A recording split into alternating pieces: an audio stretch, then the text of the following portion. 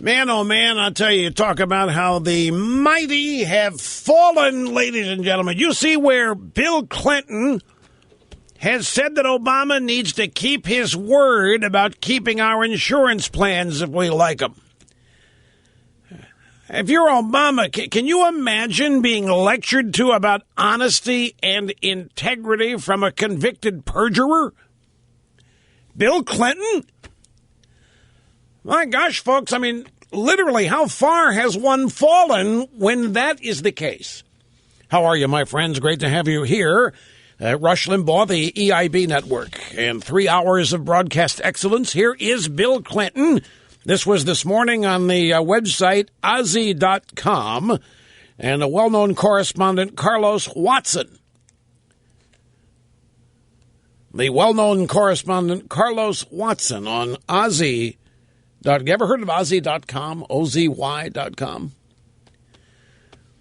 Well, Clinton was there, and they're having a discussion about problems with the Obamacare rollout, and here is Slick Willie. For young people mostly, but not all young, who are in the individual market whose incomes are above 400% of the poverty level.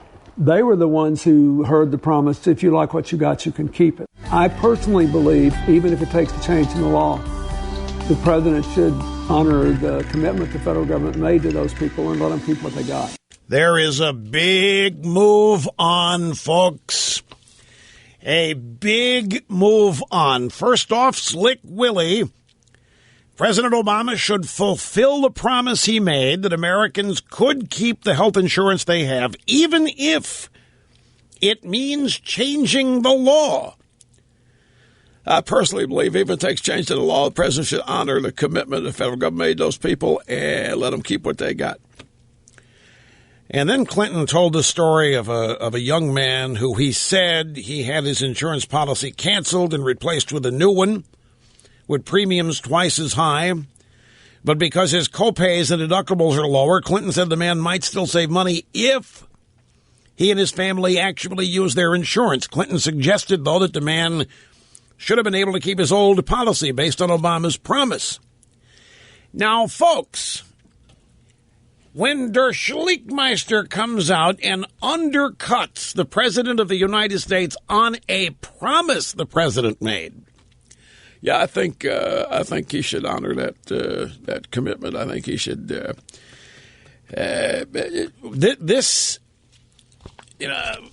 There's always a motive. There are no coincidences with the Clintons. Nothing just happens. So you sit here and say, well, what's in it for Bill Clinton to enter this fray? What's in it for him here? Well, obviously, one of the answers is, well, you got Hillary, but Hillary's not going to be running against Obama, as far as we know. So what's in it for Slick Willie here? What's the purpose for Slick Willie to head in there and insert himself in this and basically acknowledge that the president, Barack Obama, lied to people, and now it's up to the president to honor his commitment and change the lie?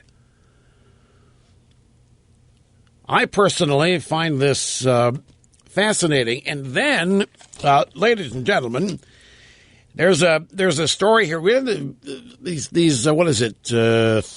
13, so 1, 2, 3, 5, 6, 7, 8, 9, 10, 12 senators, 12 Democrats that are in tight elections next year, trooped up to the White House. And they begged Obama to do something here, change this. What they really want is to delay the individual mandate till after the election of 2014. And, of course, this is a pitfall for the Republicans if they don't handle this right. If they go along with that, they are allowing Obama to slip out of their grasp and everybody else's grasp. But these 12 senators went up there, and they're begging Obama to delay the individual mandate, thereby allowing people to keep their policies. But here's the problem with this, folks. There have now been more than 4.8 million U.S. policyholders who've had their insurance canceled, and the number climbs every day. Let's round that off to 5 million because it probably is by now. Now, meanwhile, the Wall Street Journal is reporting that the number of people who've signed up for insurance under Obamacare is $40,000 to $50,000 via the federal exchange, and $49,000 for all the state exchanges. There's some states, of course, that didn't do federal exchange. So all told, what you have there is 100,000 people who have signed up, according to the Journal, versus 5 million who have had their policies canceled. However, in a little sleight of hand here, the federal and state plans are counting people who have just put an insurance plan in their shopping cart on the website. They have not closed the deal, all of them. You know, when you go shop on an internet website, you buy what you want, you click you want it, and it goes in your shopping cart. And when you finish shopping, then you go to the checkout, where you give them a credit card and hope nobody steals the data. Well, that's what's happened here. I think the number is about 50% of this 100,000 that it's claimed that have signed up. It's actually only 50% of those who've actually gone on and closed the deal. Over half of them still have the plan that they've chosen in the shopping cart, but they haven't actually closed the deal. They haven't made the purchase. So the real numbers are 5 million cancellations compared to about 50,000 insurance plans bought, which means that there have been 10 cancellations for every sign-up for Obamacare. You know, this news is so bad, I turned on CNN today and they were talking about Syria. That's what Obama and his boys are calling the good old days. News out of Syria. Now, lest we forget here, folks, these insurance policies that are being canceled are usually for more than one person. So when they say that 4.8 million plans have been canceled, we may be talking about families of 2 all the way up to 4.